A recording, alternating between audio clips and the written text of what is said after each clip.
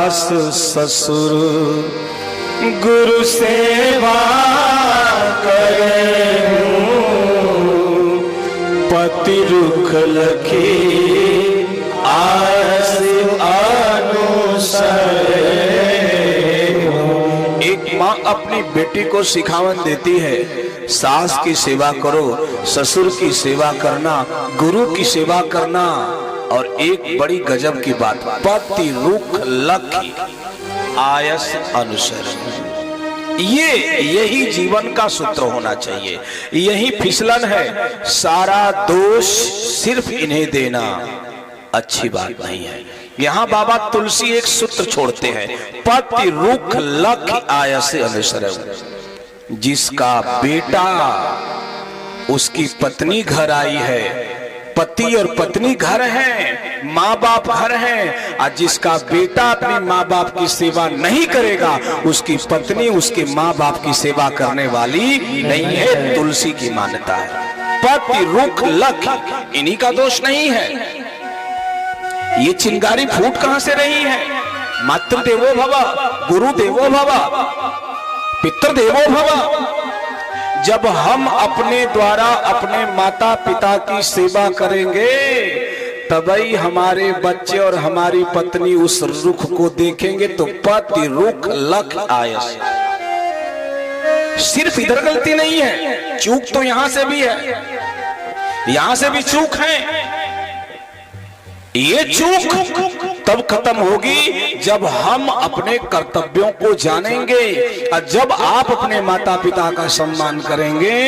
मुझे याद है, कहना चाहिए अच्छी बातों को, एक दौर था, एक दिन था, और मैं देख रहा था सोशल मीडिया पे आदरणीय अध्यक्ष जी और उनके बड़े भैया डॉक्टर मनीष राय जी अपने माता पिता को कुर्सी पर बिठाकर उनका पांव धो रहे थे और सेवा कर रहे थे। ये आंखें भर गई। जब हमारे ऊंचाई पर चलने वाले लोग एक आदर्श स्थापित करेंगे, तो उस आदर्श को देख करके उस रास्ते को पकड़ करके चलने वाले लोग भी प्रयास करेंगे। इसलिए घर के बड़े जब सही होंगे, तो बच्चे अपने आप उस घर के रास्ते को पकड़ करके चलेंगे। ये होना चाहिए जीवन में, ये होना ही चाहिए। एक निवेदन और करूं, इन घरों की व्यवस्थाओं में सबसे बड़ा अतिक्रमण कहां से पैदा हुआ? अभी सुन रहे थे भोजपुरी की भाषाओं में, कुछ बातें सुन रहे थे भोजपुरी भाषा में, लेकिन ईमानदारी से कहिएगा, जिस दिन से मायके का प्रवेश ससुराल में हो गया, उस दिन परिवारों के विखंडन की व्यवस्थाएं तैयार हो गई।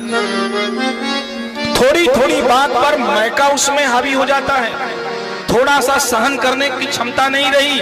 याद आता है, अच्छे लोग बैठे हो, पुरानी माताएं बैठी हैं, याद करिएगा, पति पत्नी में तो होटू होता है। कभी हो जाता था तो पत्नी अपनी ननद को नहीं, बगल की ननद को बुलाती थी, पूजा जी, बगल की बुलाकर पत्र लिखती थी अंतर्देशी, और उससे कहती थी जाकर के डाक में डाल दो। डाक में पड़ता था, और मायका तक पहुंचते पहुंचते 15 दिन बीत जाता था। 15 दिन बाद जब उसके माता पिता खत को पाते थे, उसमें लिखा, पापा मम्मी या अम्मा बाबूजी, ई हमके गरियौना है, ई हमके मरना है, ई हमके ताना मरना है, ई हमके डांटना। जब ये सुनते ही थे माता पिता, और बेटी की रुदन भरे शब्दों को जब अपने हृदय में महसूस करते थे, तो माँ कहती थी जाइए देखिए तो बेटी दुखी है। बाप चलता था 15 दिन पहुंचने में, घर अपने बेटी के घर पहुंचने में 1-2 दिन लग जाता था। इन 15-16 दिन की गैपिंग में जब बाप पहुंचता था, वो झगड़ा मिट गया रहता था, और पति पत्नी एक साथ बैठ करके भोजन करते मिलते थे, ये समन हो जाता था। अब जैसे समस्या हुई, तुरंत सेलफोन गया और वहां से तुरंत आ गया। ये विवाद पैदा करना, जब कोई समय का अंतराल हो जाता है तो बड़े बड़े विवादों का निस्तारण हो जाता है। इसीलिए संत कहते हैं, क्रोध आए किनारे हो जाओ, थोड़ी देर बाद शांत हो जाओगे, शमन हो जाएगा, शमन हो जाएगा। ये व्यवस्थाएं मर गई, समाप्त हो गई। खैर, निवेदन करूं, जैसे लौट करके बारात आती है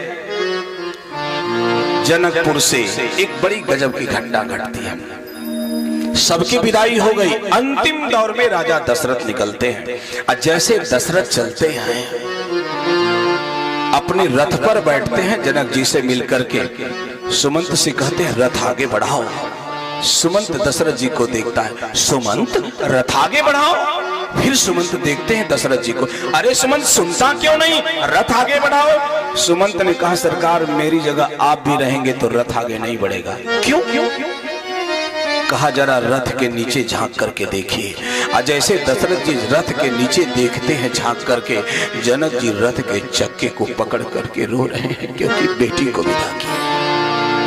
रथ के चक्के को पकड़ करके रोते हुए जनक को देख करके दशरथ जी उतर करके जनक को हृदय से लगाते और कहते हैं जनक जी एक बाप को छोड़ी है, एक बाप मिला, एक माँ को छोड़ी है, 3 माँ मिलेगी।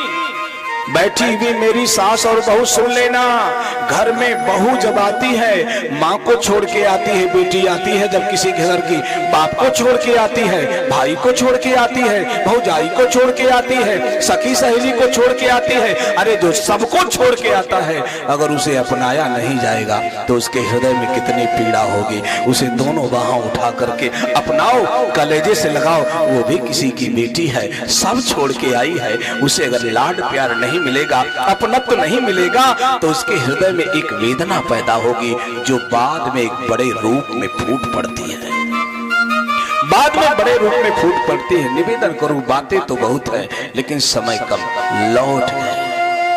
एक घटना घटती है, आंगन में सारी बहुएं हैं, सुन लेना बेटी और बहू हो, आंगन में सारी बहुएं बैठी हैं, राम जी बैठे हैं, कौशल्या है।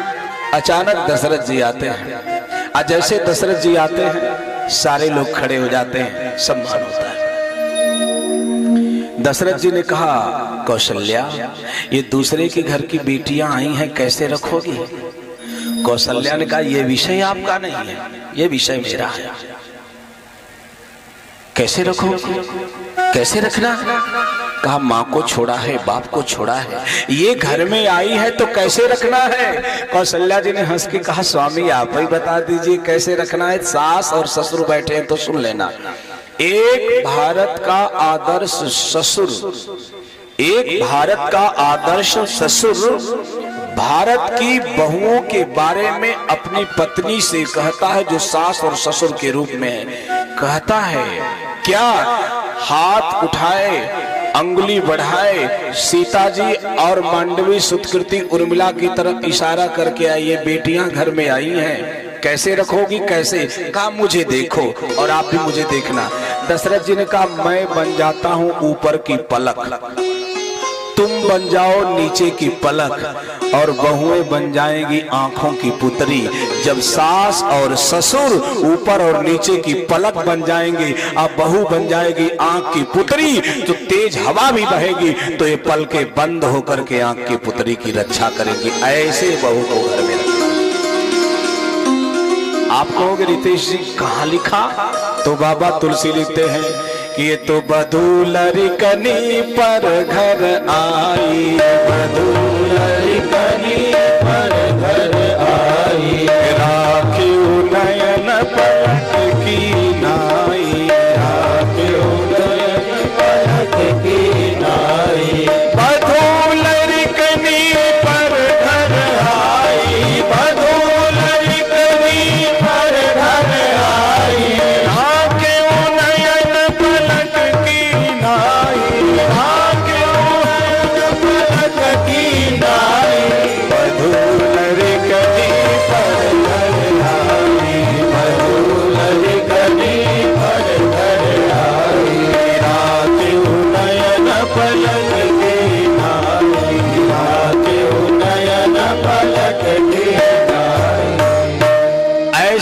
बहू को घर में रखना है, ये सिखावन ससुर अपनी पत्नी यानी सास ससुर निर्धारित करते हैं, तब सीता सीता हुई। खैर आमोद प्रमोद से कुछ दिन बीता, अब तक व्यास शैली थी, अब थोड़ी सी समाज शैली। ऐसे बीत गया। राजा दशरथ सिंहासन बड़े कान के बाल पके थे, आदेश हुआ, अनुभव हुआ, अब सिंहासन इनको दो।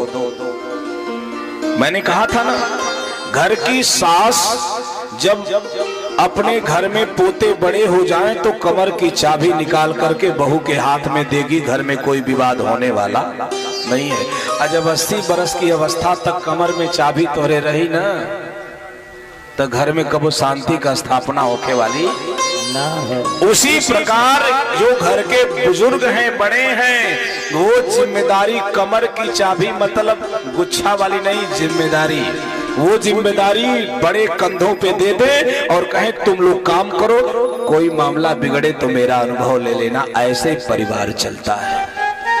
और सुन लेना, परिवारों का एक क्रम होता है। एक बीच में व्यवस्था चली थी, आदरणीय अध्यक्ष जी सुना गया था, छोटा परिवार सुखी परिवार। कितने लोगों ने सुना, जरा हाथ उठाए। सुना है छोटा परिवार सुखी परिवार? सुन लेना, छोटा परिवार सुखी परिवार, यही फार्मूला चला और परिवार विखंडित हो गए, टुकड़ों टुकड़ों में बढ़ गए। आज के भारत की व्यवस्था है। न मैं छोटे परिवार का समर्थक हूं, न बड़े परिवार का विरोधी हूं, न बड़े परिवार का समर्थक हूं, न छोटे परिवार का विरोधी हूं। सत्य बताने का प्रयास करता हूं। व्यास गादी स्वतंत्र है सत्य बोलने के लिए। छोटा परिवार सुखी परिवार, मान लेते पति पत्नी एक ही बेटा हो, अब इससे छोटा तो कुछ होगा नहीं। निकल गया रावण तब हो गए सुखी, निकल गया धुंधकारी अकॉर्डिंग टू श्रीमद् भागवत महापुराण, निकल गया धुंधकारी हो गए सुखी। ओसामा बिन लादेन हो गया, हो गए सुखी। ठीक ठीक ठीक, मान लेते पति पत्नी एक ही बेटी है, सूर्पणखा निकल गई, हो गए सुखी ना। यानी छोटा परिवार सुखी, इसकी कोई गारंटी नहीं। अच्छा बड़ा परिवार, तब आप कहोगे बड़ा परिवार सुखी परिवार ना। दुनिया का सबसे बड़ा परिवार एक था, 1 लाख पुत्र 1.25 लाख ते ही रावण घर दिया न।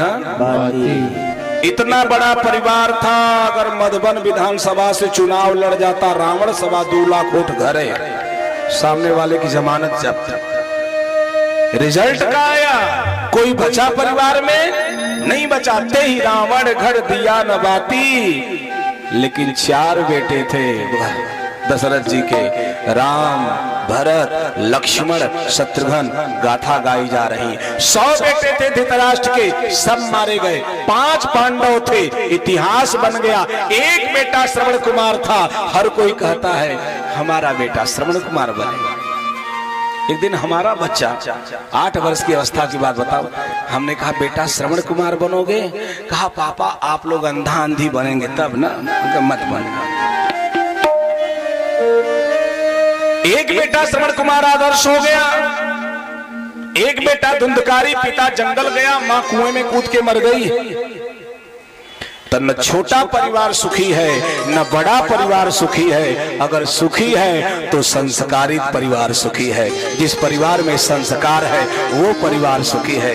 पेट को भूख लगे आहार चाहिए, हृदय को भूख लगे प्यार चाहिए, मस्तिष्क को भूख लगे विचार चाहिए, जंगल में भूख लगे संस्कार चाहिए। बिना संस्कार के हमारा और आपका कल्याण होने वाला नहीं है। ये संस्कार की व्यवस्था मानस में निर्धारित है। ऐसे बीता, लेकिन दशरथ जी का क्रम पूरा नहीं हुआ। राम राज्य के हुआ क्या? बैठे हुए लोग सुन लेना, 2 बेटे अयोध्या में थे और 2 बेटे ननिहाल में थे। भरत शत्रुघ्न ननिहाल, राम लक्ष्मण अयोध्या। राजा दशरथ सोचे राम राजा हो, राम राज्य की स्थापना हो नहीं पाई। राम वनगमन हो गया, राम राज्य नहीं बना। राम राज्य कब बना जानते हैं? जब राम लक्ष्मण भरत शत्रुघ्न चारों भाई अयोध्या में हो गए, एक जगह बैठ गए, राम राज्य की स्थापना हो गई। उसी प्रकार भारत में राम राज्य तब तक नहीं आएगा जब तक 4 भाई अलग अलग रहेंगे। आज जिस दिन 4 भाई एक जगह बैठ जाएंगे, ब्राह्मण क्षत्रिय वैश्य शूद्र, ये चारों भाई जिस दिन एक जगह बैठ जाएंगे, भारत में राम राज्य की स्थापना हो जाएगी।